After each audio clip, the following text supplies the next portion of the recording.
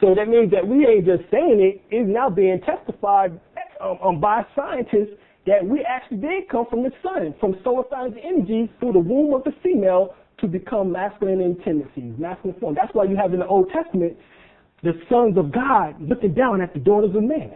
And they came down and took all that they could. In other words, the rays of the sun impregnated a woman. So therefore you got the male species in the image of the sun itself, walking around right now. You are the son of God. And the trademark for those who are the sons of God is that you have a mound.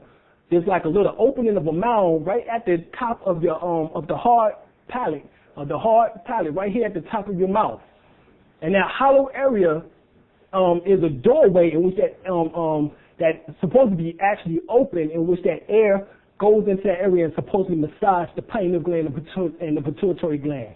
In other words, give you direct access, skipping all of the chakra work and going directly to the Godhead through certain meditation techniques. In other words, what you would do is take your tongue and put it all the way back as far as you can behind the mouth area and breathe with your teeth closed.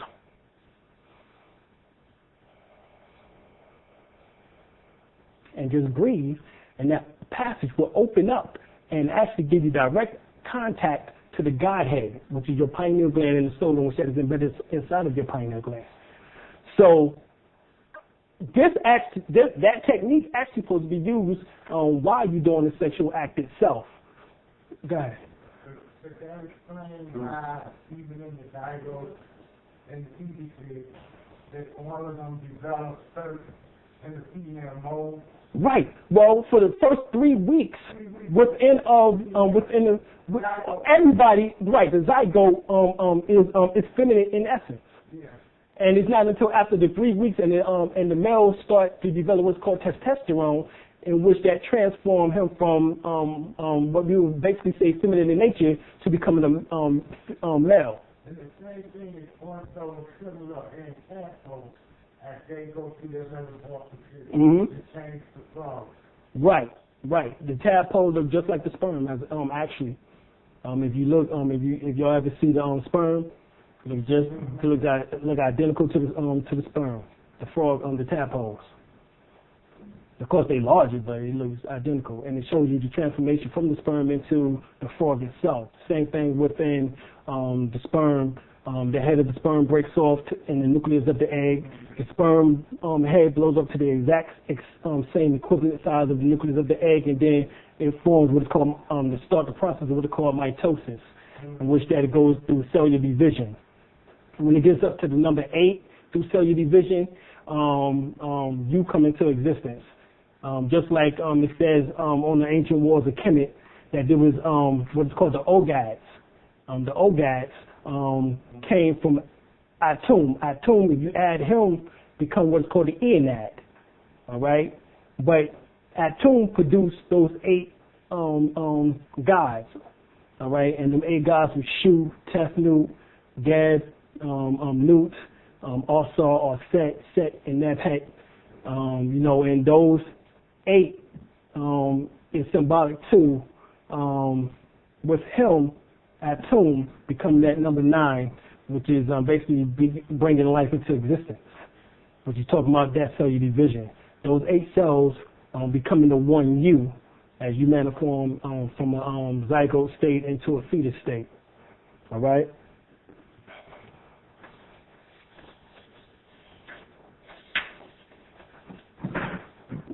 I see you still got a question. Go ahead.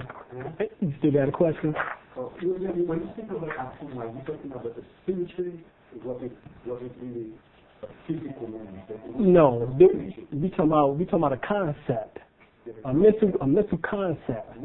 And the mental concept is that the mind, the all is mind, and everything is mental. Yeah. And what happened is that within what we call space and time is the potential of life, and that potential of life is what we call atoms. Yeah. And atoms is what brings molecules into existence. As them atoms come and group together, they become molecules. As more molecules group together, they form what is called DNA. DNA, with what is called amino acids, is what brings forth from the invisible state to apparent state. In other words, everything that we can see into existence. So that is the manifestation. You can't see subatomic particles. You can't see atomic particles. You can't see molecules, but I can't see all of those when I see you. You get what I'm saying? So therefore, when we talk about in the Bible is not wrong. When it says that Eve came from Adam, that's what it's talking about. The atom is not an atom in which that you were thinking is a man. An atom is talking about atoms, as in the atomic structure principle, and that atom is carbon.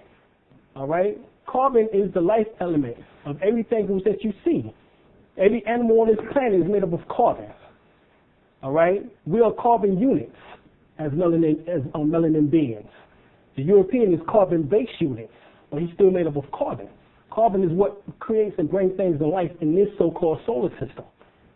So this carbon atom, which is the sixth atom on the periodical chart, is made up of 6 protons, 6 electrons, 6 neutrons, which comes up to the mark of the beast in your Bible, in which that it says is the number of a man. You know what I'm saying? 666. So what it's actually talking about is the fact that carbon, life itself, you know what I'm saying, is the mark of man. All right? And it can be the beast because that beast which that it's talking about is what brought your physical body into existence. It's talking about the beast, which is talking about sex. Sex itself. Because what do they tell you that you use in order to get? You use your animal nature. That's the beast. So this is what it's actually talking about. We have the concepts mixed up because we're taking the Bible literally instead of looking at it as a scientific book. You know what I'm saying? When you look at it as a science book, and you look at it as a metaphysical, allegorical book, then you get the parts much more clearer than you do looking at it from a literal historical book. You look at it from that way, then you're not going to find no answers in it whatsoever. I advise you to throw it away. But when you look at it from a metaphysical, scientific point of view, you find all the answers that you want. Because there's nothing more than a summary of all the stories in which that was held around the world at that time period when we ruled the world. The only thing the European did was just put it into a language in which that we was able to stay in now. And as you see here, he's trying to dismantle that as quickly as possible. Because he don't want you to find them clues up in there. The rhythms that he was talking about, you know what that is? The rib. And they say that where man came from, the rib, ribosome. How you spell that?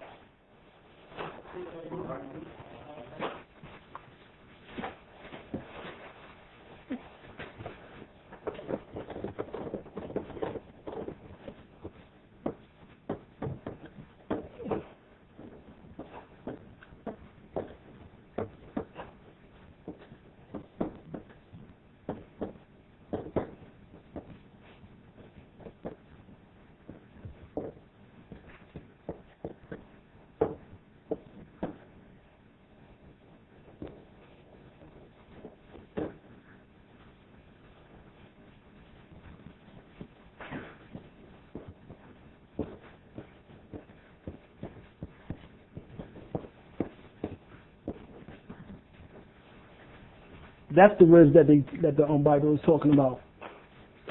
Not no ribs that you thinking came from outside of your stomach. Now, but spare ribs. Exactly. This is the ribs that he's talking about is ribosome, ribonucleic acid, which is RNA, and D-ribonucleic acid, which is DNA.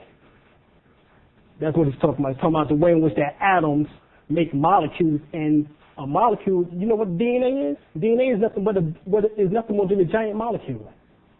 So he's talking about atoms making molecules. From a state of invisible to a state of seeingness. I can see you now. That's what he's talking about. Okay? All right. Let me continue on here. Any more questions? Okay. Save some of the questions for Got you. All right.